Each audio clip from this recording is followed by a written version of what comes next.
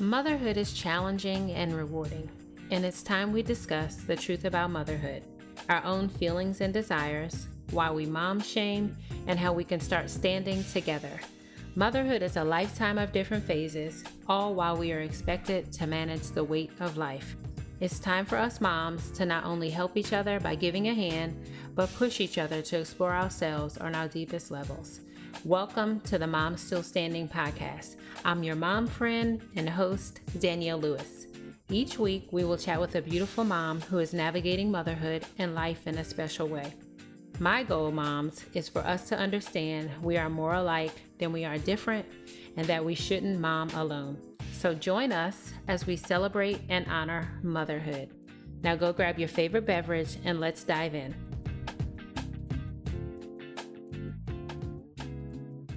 Hey, mom friends. This is your host and your mom friend, Danielle Lewis.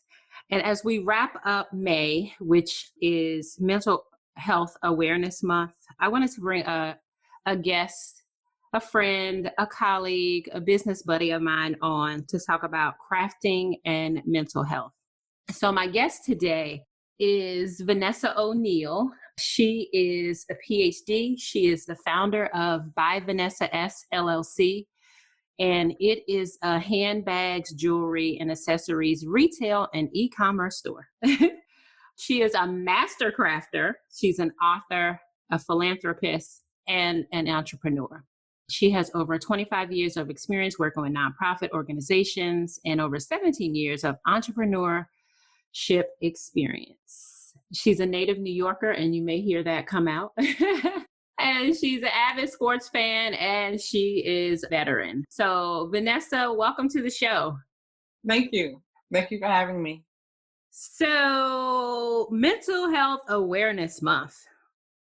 It is actually, we're recording this on May 30th. It'll air in June, but it's still relevant. And we have been talking about crafting, and you told me your story about how you started crafting. And just for my listenership, because I had to educate myself on what crafting was. Because when I think of crafting, I just think of a little old lady knitting. But when I looked it up, it said that crafting is the activity or hobby of making decorative articles by hand. And so that could be sewing, it could be knitting, it could be crochet, scrapbooking, weaving, pottery, woodworking. It could mean a whole lot of different things. But I want you to tell us what crafting is to you. Yeah, so crafting, that is a correct definition of crafting.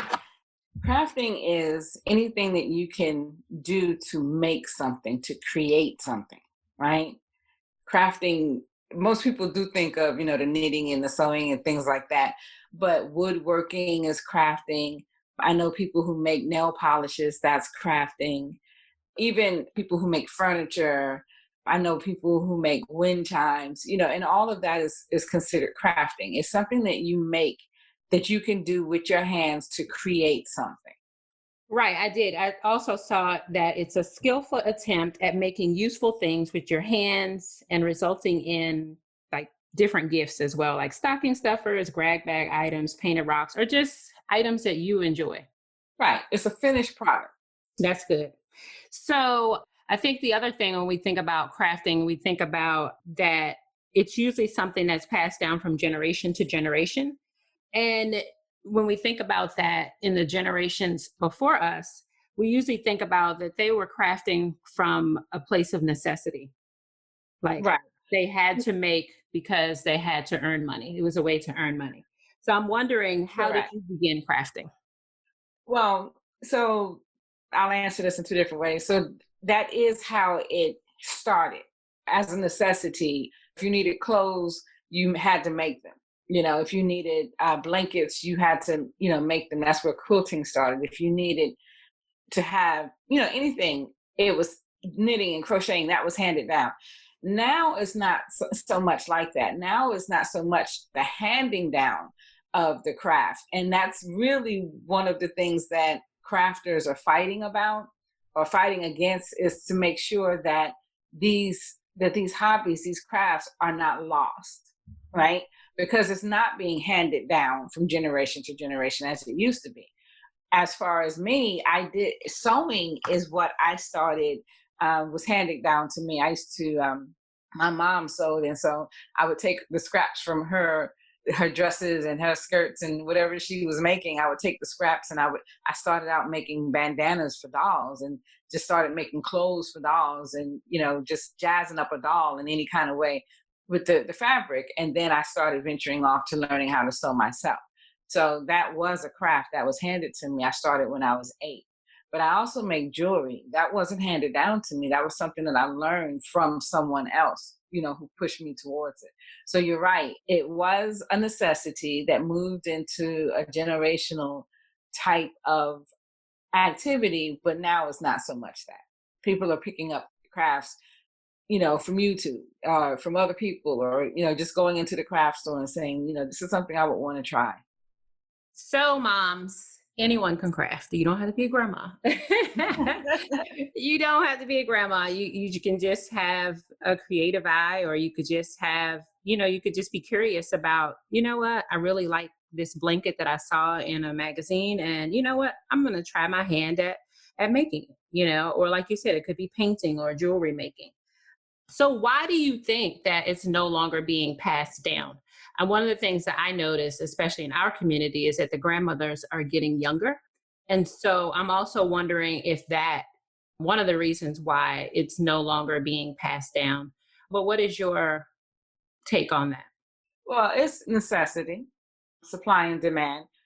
Back when, and I'll use sewing because that's what I'm more familiar with, but back when women were sewing, you would learn sewing back in the 60s, 50s, 60s, and 70s. You were learning how to sew in home ec in school because it was a necessity for you to know how to make clothing and linen and these things that you were going to need in your home. And then when the movement of women being empowered started, and the economy started opening up to having more clothing accessible and fashionable, women started buying clothing, and men started buying clothing more than what was needed, to be made at home. And so as now you're in a place where everything is designer. And so what is the need for me to sit here and sew clothing for me when I can go to the store and buy it? And that I can get any kind of way I want, any color, any size, I can do that without having to sit home for several hours and actually put a plan together for a garment. And so it's not so much that the grandmothers are getting younger, it's more of the variety. It's more of the fact that you have options as to what you want to wear and where you can buy it. And so the need to sew is not as great. The need to quilt and knit is not as great, because you can just go out and buy a blanket. You can go out and buy a quilt. You can have somebody else do it for you. So the need is not outweighing the demand. That makes sense. But I think you also bring up an even bigger point, is that home economics class. Because I don't even think that exists anymore in school. And I bringing it back in a lot of places. Okay. I loved home economics. Oh my gosh. I learned to sew from my grandmother, but when I was in home economics, I was able to, I'll put it like this, I learned to hem from my grandmother. But in home economics, I was able to make a pillow. Okay. And something else, I made a napkin or something like that. And I felt like home economics gave us the skill set for a lot of different areas, and now that is gone, then I feel like these young people, they lost that opportunity to learn so many different creative life skills and hobbies like crafts. Correct. And that's true. Home economics used to be, you can learn how to cook, bake, you can learn how to sew, you can learn how to clean up, clean house. You learn that. And then for boys, you had shop where they learned automotives or they learned woodworking and things like that. Those are the things that were really important. And then if you couple that with arts, right? Because arts in the school was really important. It was in art that I learned, art and music, that I learned how to play the violin, for music. And in art, I learned, the different stages of the progression of art. So these things was normally what created that type of creative spirit in kids. And now that we don't have that, there has to be a different outlet, and they're not looking for it. We were explorers at the time. We were able to choose, okay, that looks interesting, let me try this. Now, because they don't have it, they don't have anything to identify as something that they want to do unless they're seeing someone else do it or finding it interesting from some other means, Like, for instance, science, right? I was never a big science buff, but I watched The Big Bang Theory, and that makes me interested, a lot in what they have to say.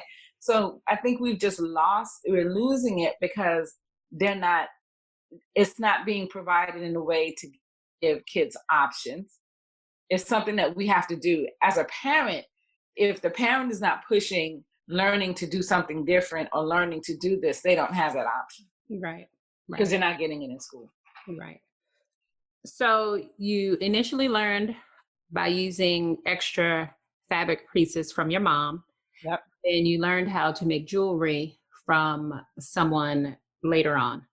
So now you're in the middle of your life. What keeps you crafting? Like, why have you kept this up so long? Well, probably because of what you just said. So if it's okay, I'll tell you my story about jewelry. At one point, I was traveling around. I was a nonprofit consultant. I was traveling around the country consistently teaching nonprofits different things like grant writing, board development. And so I was doing a lot of traveling.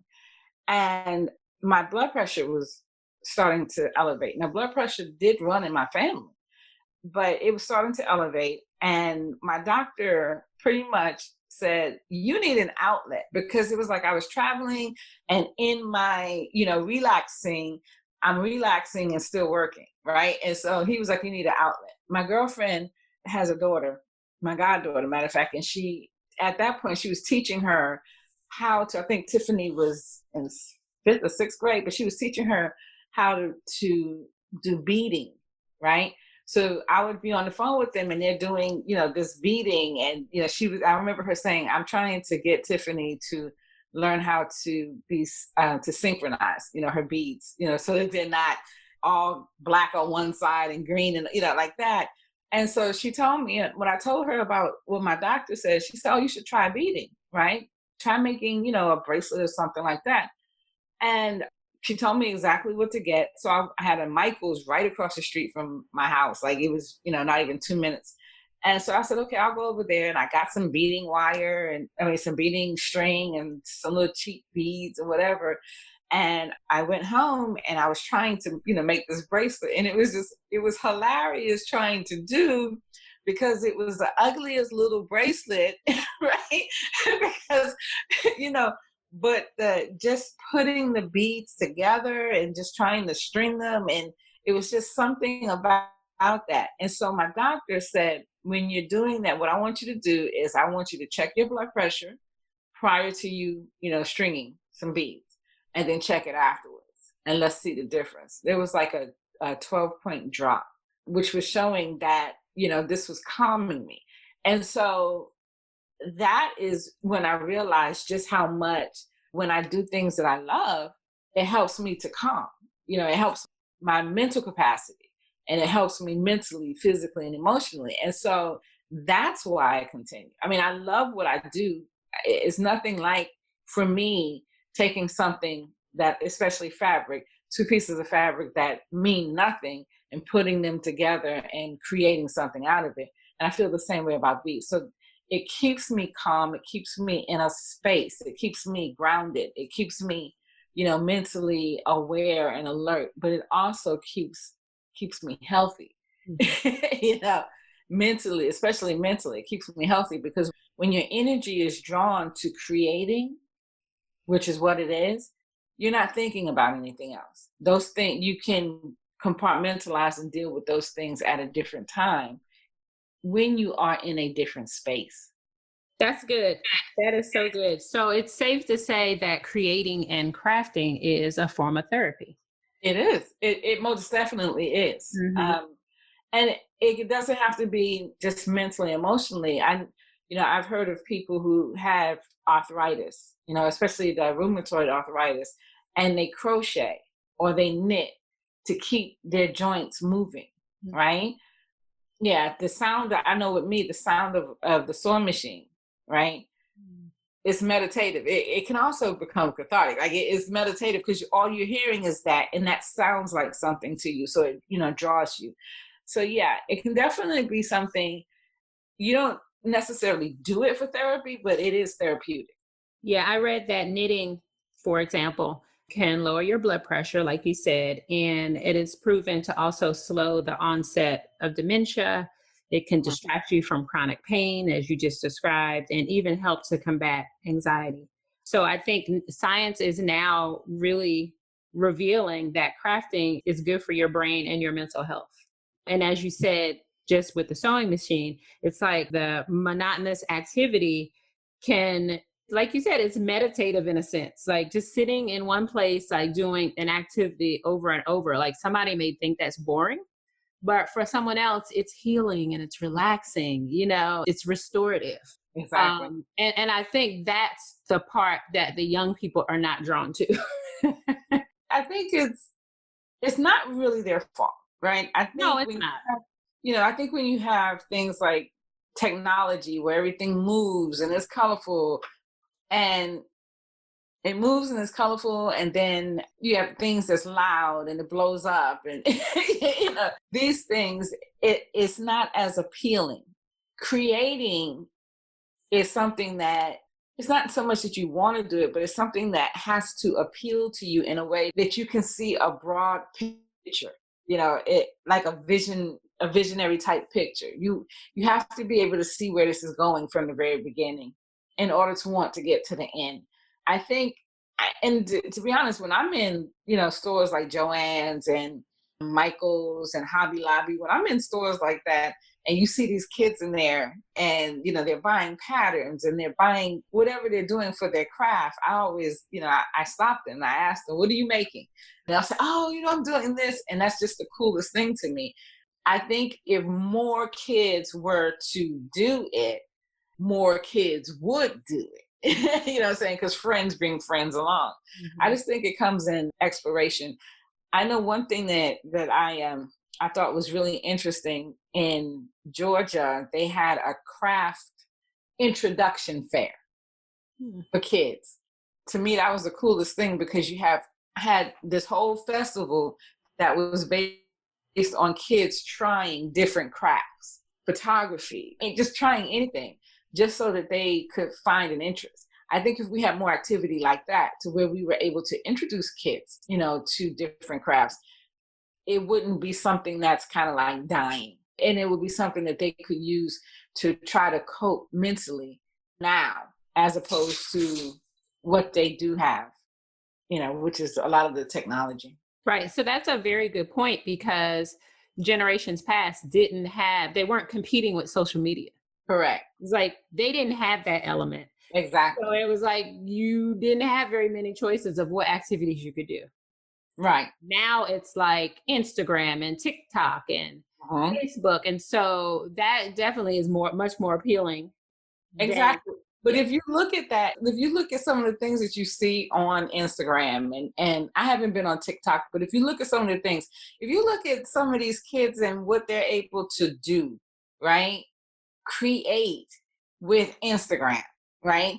That level of creativity is there. It's just a different craft, Right. right?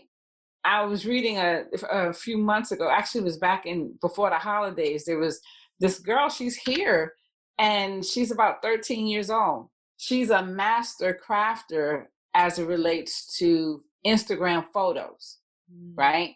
So she literally has started a business where she goes to businesses and she shows them how to take the pictures that are needed for their social media pages. Now she creates these with, she'll take pictures of flowers here and a sofa here, and she puts that together so that they can create this one picture that they can add words to. Now that's a craft. That's a hobby. That's a craft. It's something that you can do. And again, it's more appealing because it is, technology, but it is a craft. She is a maker. So again, it could be anything. And it does calm her. The reason why the story itself came out is because she suffers from anxiety. And this is how she calms and Right. built a whole business around it. Wow. So crafting is a form of therapy, but Mhm. it also offers an opportunity for self-expression. So this is the Mom Still Standing podcast. So I feel like moms and dads, it's our responsibility to expose our children to different activities, not just sports all the time, but different artistic activities. Because if we don't, we never know what may appeal to them or may attract them to that certain craft. So, like you said, they had that craft expo in Atlanta. I think that as parents, we have to think more broadly when it comes to exposing our children to different activities. I think a lot of times we automatically go to sports, we automatically go to music, which is not bad. That's definitely an artistic expression. But what about the work of our hands? And with the rise of anxiety and stress levels, especially with our young people, this may be a gateway to healing and releasing, and definitely a way of expression for them. So I think moms, that's something that we definitely need to consider. And as we're speaking, we're in the middle of pandemic. We're in the middle of a worldwide pandemic. And I know I read recently that puzzle sales were up, and Mhm. coloring books were disappearing and crayons were disappearing. And so I feel like this pandemic has opened up not just for us as adults, but also because so many moms and dads are now in the position where they have had to homeschool their children, and the summer is coming up and it looks like summer camps won't be open. We have to really be more creative. And so I feel like this pandemic has really opened up an opportunity for a lot of people to really explore, what do I really like, or be more interested in finding different ways to express yourself and to release this anxiety, because we're under so much stress with this pandemic. I think so. Dealing with, we covered the kids, right? But I think crafting, especially for moms, right, is really something that moms should explore because with the level of stress, one being a mom, two, Period. yeah, it's period, and then two being a woman, the weight of everything, the weight of the world, the weight of the family, the weight of, everything's on you as the mom. And so I think moms, I think that there's something to be said about moms that find a hobby, right? And crafting, because they more than anyone need to have that Calgon take me away moment, right? Yes. Okay. And so I think it's something to be explored that, moms will say, okay, let me find me a hobby. Let me find me something that I can do that interests me, that's going to take me away for however, much time, because the therapy is not just needed within the family. More than anything, the family is counting on you, to be able to be that strength. And if you don't have an outlet, as the mom, then other things go awry, right? And so the different crafting elements that are out there is insane, way much more than what was when I was growing up in the 60s, right? Like we either had paint, music, crochet, sewing, cooking, like that. Now it's, so many other things. And I think exploring, would be something that would be beneficial. Go in a craft store. I mean, I tell anybody, just go into a craft store. There's so many things that you could do, you could think about. Also, think about the type of things that, you like to do. Like, I don't like my hands. I don't like my hands getting dirty. I don't like, so I wouldn't be one that's, playing in paint or anything like that. But I'll try a craft at least once, just to see how I feel about it. And that in itself is therapeutic. If you find yourself doing something that you say, okay, this is frustrating, then that's not your craft. Or just look at, take the time to say, okay, this is something looks like I would be interested in. Surat pottery. I love pottery, right? But I'm not into one getting my hands dirty. The equipment is expensive and that kind of thing. So that wouldn't be beneficial to me, but it might be beneficial to someone else. It all starts with just thinking about what is something that I actually like, or looking at something else and say, I wouldn't mind trying to do Right. And moms, Google is our friend. You can Google easy DIY crafts, that. just YouTube, Google. YouTube, YouTube. I And literally, YouTube. Yes. I've tried it. I've typed in different things. I think one of the most absurd was how to make Zimbabwean hand baskets. There was a video for it. There was a video for it. So YouTube, I have a degree from YouTube University. I was Right. So your blood pressure. So over time, you begin to make jewelry, your blood pressure began to lower. I also read that crafting helps to like improve your mood, increase like feelings of relaxation. Like, what have been your experiences? Like, you come home from a hard day. Well, right, not right now because we're all not Mhm, working outside the home, but you get what I'm saying. You have a very frustrating day, or you just feel very fidgety or just off.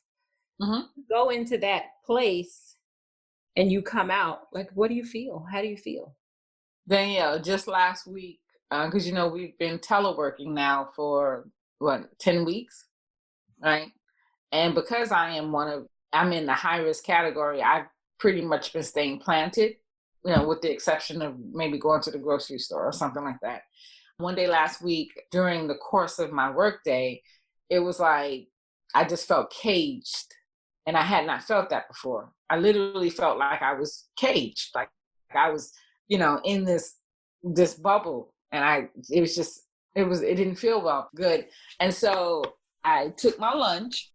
I actually, stated taking my lunch. And I went outside, out to my garage, and I have some paint out there because I do some, different type of paint pourings. And I took my paint, I mixed some of the paint, took some tiles, and just start pouring. And paint pouring is an actual art.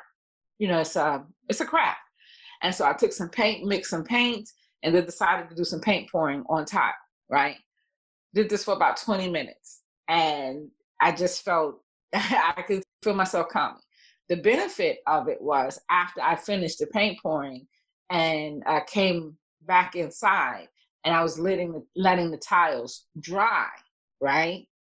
The beauty of the tiles that I did, that was the bonus because they came out, they were just really beautiful, and it was like, oh, and so now that's even adding to my levels of calm. It happens. I feel anxiety sometimes and I'll pull out, some of my beating so I can start beating. Anytime I start feeling a little bit anxious or I start feeling a little bit sad, whatever, I go there. It's either I'm doing something, and it does help. It does help to restore my sanity, that element of emotional disarray.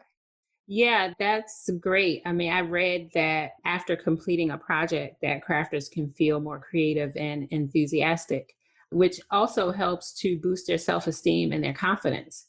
You create one project and then you feel like, okay, It's I an can do accomplishment, XYZ. right? It's So an not only is it helping you mentally, but it's also really just helping your confidence as well. And it's feeding that creative side of you that often doesn't get fed when we're at work. But yeah, People like to feel like they can accomplish something. And yes. crafting, when you start something and then you finish something, you see it from nothing, and then you see this beautiful piece. Whether it's beautiful or not, it is a beautiful piece, right? And you've accomplished something. In that day, in that moment, there's something that you accomplished. You did it. And so that's something to feel good about. Yes, ma'am. So I just want to highlight some of the health benefits of crafting. In my reading about crafting, I'm really starting to think, what is it that I could possibly do? Because I do have those periods where I just kind of get lost in my thoughts, or I get overwhelmed, or I'm an overthinker. So I feel like having a craft and working with my hands would really help me to take me away from that and kind of refocus on something different. But I love the health benefits that I've read about crafting. And some of them are crafting boosts happiness, higher self esteem, which I already mentioned, an improved sense of focus and attention to detail, because you doing all that beading, like you can't be going super fast, you know? Take your time. You're creating a masterpiece. It improves memory and prevents cognitive deterioration. And I also read that a lot of crafting has been suggested for Alzheimer's and dementia patients as well. And then crafting moms improves patience and motivation. And in these high stress times, like you said, raising a family, taking care of your kids, trying to manage everything, being sheltered in place, this whole social distancing, like we need more patience. And if a mom could have a hobby where she can steal away for 30 minutes to an hour, I think that she would not only benefit from it, but her household would greatly benefit from it as well. And so, in talking to you, I've also learned that there are a lot of online communities for crafters. And Yes. recently, you found one, Black Girls Craft. Hmm. And so, tell me about Black Girls Craft and the membership, and why you feel like these groups are needed and beneficial. Well, there's several. I'm a member of maybe 8 or 9. Black Girls Craft I actually found about 2 years ago.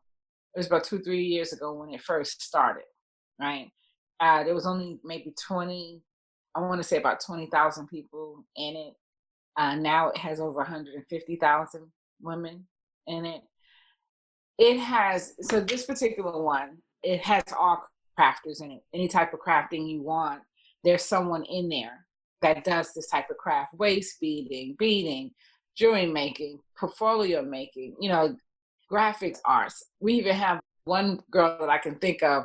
She likes to do the makeup for like sci-fi movies. She can do that, like make you look like Captain Kirk and Spock, and like and these are all crafts. And so what happens is you have people posting their work, and you have people commenting on their work, and you have people asking questions. And so it's really a resource and an inspiration. I can't tell you how many times I've looked at something and said, "Oh, I wouldn't mind trying that." And then, or either just asking a question, well, I'm looking, how come my cup keeps coming up lopsided, something like that. So it's a resource. And then you have those, now that's a general one. Then you have those like Black Girls Bead, where everything is about beading and jewelry making. There's all types of groups out there that you can join. I'm in the sewing. There's one that's a sewing group, and I can't tell you how much I've learned just from the sewing group. Like, for instance, a lot of the equipment I use, like this little purple thing here, right? I found because someone suggested it, in the group, and I said, "Oh, that looks interesting. Let me get it." And now it's the one tool that I can't live without, right? So, so there's a lot of benefit because of just the very resources that people hold. You have people from all around the world in these groups. I know I have a friendship now with a girl that's also, she sews handbags, and she's in Abuja in Africa. And so, we're constantly talking and, being an inspiration to each other, but we are also comparing notes. Oh, I sewed this bag this way and it didn't work. Oh no, try it this way. And so it becomes a resource, but it's also a source of inspiration, because when you're seeing what other people are doing, it becomes real to you of what you can do, or it shows you interest. It might be something that's like, oh, that's cute, that's cute, that's cute. Ooh, that's something that I would be interested in. And that's, what you want. So yeah, the power of social media when it comes to crafting is awesome. I mean, it's really, really out there if you utilize it properly, not get overwhelmed by it. You can't see everything and say, oh, I want to do that. you know, which is really what happened. And even when it comes to products, I remember 2 years ago around Christmas, the Cricut Maker had just come out, and everyone was talking about this Cricut maker, and they wanted one, and then everyone was buying one, getting one for Christmas, so everyone else wanted one. They had to have sold just in that dialogue, in that one chat box with this one group, about 4,000 Cricut makers, right? So because word of mouth started traveling, right? So yeah, that's the benefit of the groups. So, as we wrap up, tell us a little bit about by Vanessa S and some of the products that you make and sell in your e-commerce store. I sew, as you know, and I started making handbags. I made a bag. It started with one bag. I made a bag and sent that one bag to my aunt, and she loved it. It was a handbag, it was a tote bag, and it was made with African fabric, which is something I absolutely love. I showed a picture to one of our coworkers, and she said, "Ooh, I want a bag like that too." And so she said, "Well, will you make one for me?" And I did. So I made a bag. She purchased it. She gave it to her daughter, and then she decided she wanted one for herself. Someone saw hers and asked her where she got hers from, led them to me. Now, mind you, now this one bag has become this topic of conversation, and I was starting to get orders from them. In the meantime, I'm still making other bags, and people are liking them, and they're wanting them, and they're buying them. So I said, okay, I'm going to make these bags. And someone said, well, you should sell them. And it just kind of went on from there. Then a coworker, a very good friend of mine, decided that I was going to be in a craft fair at my job. And so it just kind of really just started from there. So, but by Vanessa S LLC, I make handbags from African fabric. Handbags meaning tote bags. I make tote bags, everyday carries, backpacks, fanny packs, clutches. I make face masks now because of the pandemic. Oh yeah, y'all need to really check out these face masks. I make jewelry from natural gemstones. I only use natural gemstones and metals. Again, which is I make necklaces, I make earrings, bracelets, and now I'm into making sets. They're not individual, a lot of them are sets. And then I make other accessories like paint pouring cups and tumblers and things like that. So by Vanessa S is really all of my work, my crafting work, everything that I do by hand, everything that I do that I enjoy, and it helps to keep me mentally healthy. So tell my mom friends how they can connect with by Vanessa S and check out your items. You can go to my website, www.by Vanessa www.byvanessas.com. That's my website. If you're on Instagram, you can find me at by_Vanessa_S. And I do have an Etsy shop, and it is by Vanessa S. Etsy is a little bit more tricky. For some reason, whenever people try to go there, just by putting in by Vanessa S, it doesn't come up. I don't know why. I normally tell people just to go to the website, because normally what's on the website is on Etsy. And if you go to the website and you want to go to the Etsy site, you can click on you can get to it from my website to get to the Etsy page as well.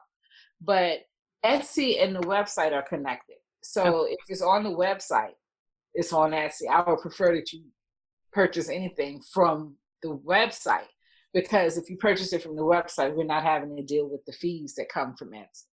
Thanks for making that clear. So what message do you want to leave with my mom friends about crafting and mental health? So ladies, this is what I would like to say to you. There are so many crafts out there right now, and I'm pretty sure that there's something that you have been interested in, or you actually know that you like to do. We are in times in which we need just that few minutes. And so I would encourage you to just take a few minutes to think of something that you might like. Challenge yourself to just go and do it, right? And see how it makes you feel. That's all it's about. How it makes you feel, calming you, keeping you in a good space, creating something that at the end of it you can love, or even you can laugh at. I can honestly and truly say, Danielle, that some things that I make is like, no. You know, it's like this.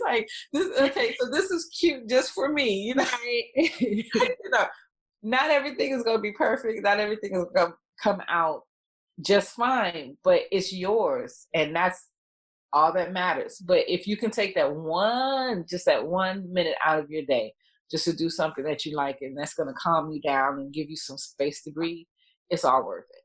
Yeah, so take advantage of YouTube and Google and Pinterest, and also visit Vanessa's website and check out her offerings. You never know, you may just be inspired by some of her creations to really pursue something after listening to this podcast episode.